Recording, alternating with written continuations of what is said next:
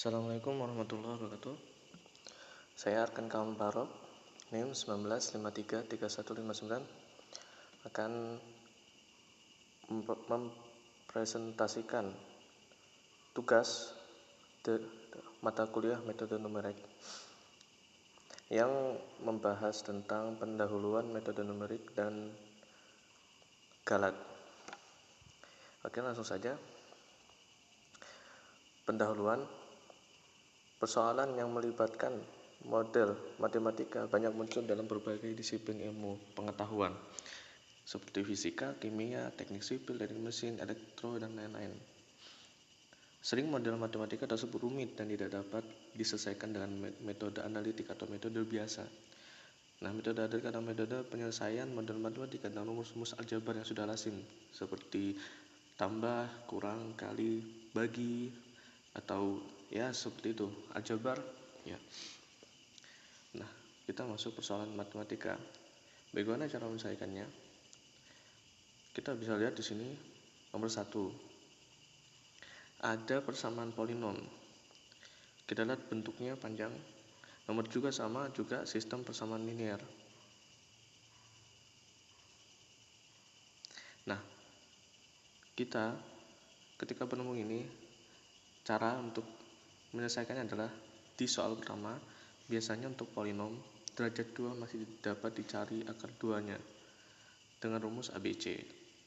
Sedangkan untuk polinom dengan derajat lebih dari 2, tidak terdapat rumus aljabar untuk menghitung akar polinom. Dengan cara pemfaktoran, semakin tinggi derajat polinom, semakin sukar pemfaktorannya. Terus yang kedua, itu juga tidak ada rumus baku untuk menemukan solusi sistem perlinearnya. Apabila sistem perlinearnya hanya mempunyai 2 berubah, kita dapat menemukan solusinya dan grafik atau aturan Cramer. Nah, terus apa bedanya metode analitik dan metode numerik? Kebanyakan persoalan matematika tidak dapat diselesaikan dengan metode analitik atau metode dengan cara aljabar. Nah, metode analitik disebut juga metode eksak yang menghasilkan solusi eksak, yaitu solusi yang sejati. Jadinya kalau pakai aljabar, mesti itu nilainya tuh sudah pasti, sudah ini pasti sudah hasilnya sudah baku. Nah, metode analitik juga unggul untuk sejumlah persoalan yang terbatas. Padahal kenyataan persoalan matematis banyak rumit sehingga tidak dapat diselesaikan dengan metode analitik atau aljabar. Kalau metode analitik tidak dapat diterapkan, maka solusi dapat dicari dengan metode numerik. Nah, jadi metode numerik itu bisa dibilang cara yang lebih rumit untuk hal yang lebih rumit ketimbang metode analitik. Nah, metode numerik juga adalah teknik yang digunakan untuk memformulasikan persoalan matematika sehingga dapat dipecahkan dengan operasi perhitungan biasa, yaitu dengan metode analitik. Ini ketika bertemu sebuah persoalan matematika atau bentuk persamaan yang sekiranya tidak bisa diselesaikan dengan aljabar, tanda-tanda aljabar itu, nah kita perlu metode numerik. Ketika setelah melewati proses dari metode numerik, maka setelah itu kita bisa membuat persoalan ini itu dipakai di metode analitik. Lebih lengkapnya di sini sudah di list perbedaan metode numerik dan metode analitik. Nah, metode numerik itu solusinya selalu berbentuk angka dan solusi yang dihasilkan solusi pendekatan sehingga terdapat error. Kalau metode analitik, solusi dapat berfungsi matematik, solusi yang dihasilkan juga solusi eksak. Nah, kesalahan atau error numerik. Kesalahan numerik adalah kesalahan yang timbul karena adanya proses pendekatan. Hubungan kesalahan dan penyelesaian adalah seperti berikut rumusnya. X, koma atas nilai yang sebenarnya atau nilai eksak. Kemudian X di sini setelah itu tanpa koma atas adalah nilai pendekatan yang dihasilkan dari metode numerik. Dan E adalah kesalahan numeriknya atau error. Kesalahan fraksional adalah persentase antara kesalahan dan nilai sebenarnya. Rumus bisa dilihat di layar. Pada banyak permasalahan, kesalahan fraksional di atas sulit atau tidak bisa dihitung karena nilai eksaknya tidak diketahui. Sehingga kesalahan fraksional dihitung berdasarkan dari pendekatan yang diperoleh. Ya, Seperti itu, di mana E pada waktu ke N adalah selisih nilai pendekatan ke N dan ke N1. Perhitungan kesalahan semacam ini dilakukan untuk mencapai keadaan konvergensi pada suatu proses iterasi. Kemudian peranan komputer dalam metode numerik. Perhitungan dalam metode numerik berupa operasi aritmatika dan dilakukan berulang kali, sehingga komputer untuk mempercepat proses perhitungan tanpa membuat kesalahan.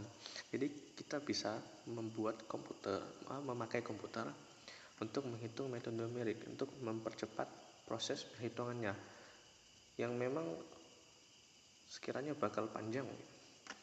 Nah, dengan komputer juga kita dapat mencoba berbagai kemungkinan solusi yang terjadi akibat perubahan beberapa parameter. Solusi yang diperoleh juga dapat ditingkatkan ketelitiannya dengan mengubah nilai parameter. Nah, kemudian ada peran metode numerik. Metode numerik merupakan alat bantu pemecahan masalah matematika yang sangat ampuh. Metode numerik mampu menangani sistem persamaan linear yang besar dan persamaan-persamaan yang rumit. Dan itu adalah merupakan pendedahan matematika yang lebih tinggi menjadi operasi matematika mendasar. Persoalan yang diselesaikan dengan metode numerik. Di sini ada beberapa list persoalan yang bisa diselesaikan dengan metode numerik, seperti menyelesaikan first non-linear maupun yang tertutup seperti tabel, biseksi atau yang lain, atau terbuka seperti secant, Newton-Raphson dan lain sebagainya. Menyelesaikan press linear, eliminasi Gauss, dan lain sebagainya, diferensiasi numerik, sesi maju, sesi tengahan, sesi mundur, integrasi numerik seperti integral Riemann, integral trapezoida, Simpson, interpolasi, regresi, penyelesaian persamaan diferensial. Dan lebih lengkapnya bisa lihat di layar. Nah, sekarang kita masuk ke kesalahan atau galat. Galat itu dibagi beberapa jenis. Ada 3, yaitu galat bawaan atau inherent error, yaitu galat yang dapat disebabkan oleh kesalahan hasil pengukuran, kesalahan pada data awal dan sejenisnya, yang bisa dibilang kesalahan yang dari awal. Baru galat pemotongan, truncation error, yaitu galat yang berkaitan dengan metode numerik yang dipakai. Galat ini dapat terjadi karena pemotongan nilai tak berhingga yang menyangkut perhitungan nilai suatu fungsi atau nilai desimal, dan karena penghentian proses perhitungan. Kemudian terakhir ada galat pembulatan, rounding off error, yaitu galat yang berkaitan dengan penggunaan sejumlah terbatas angka signifikan. Sebagai contoh, seseorang bernama A mengukur sebuah benda yang dia dapatkan hasilnya itu 4, sedangkan ukuran sejatinya adalah 5. Anda bisa juga melihat soalnya di layar. Jadi kita bisa menuliskan, diketahui A atau ukuran sejatinya adalah 5 cm. Kemudian hampirannya adalah 4 cm. Kemudian rumus untuk mencari galat adalah galat sama dengan ukuran sejati dikurangin hampiran. Ayo kita masukkan 5, hampirannya 4, sama dengan 1 cm. Kemudian untuk galat relatifnya,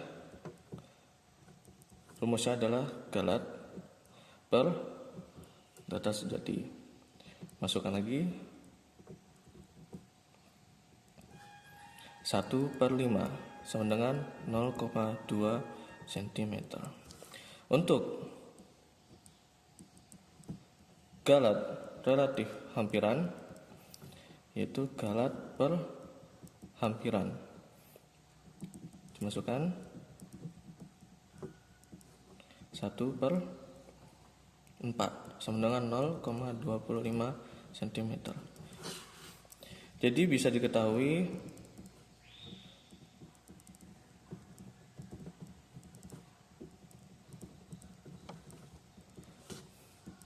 galat dari A adalah 1 cm. Kemudian galat relatifnya adalah 0,2 cm.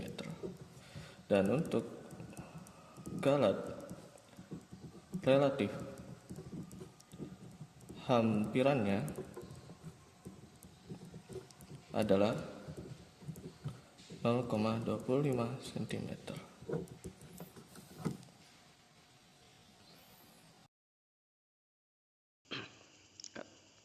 Sekian, terima kasih atas perhatiannya. Semoga bisa menjadi manfaat bagi yang menonton. Wassalamualaikum warahmatullahi wabarakatuh.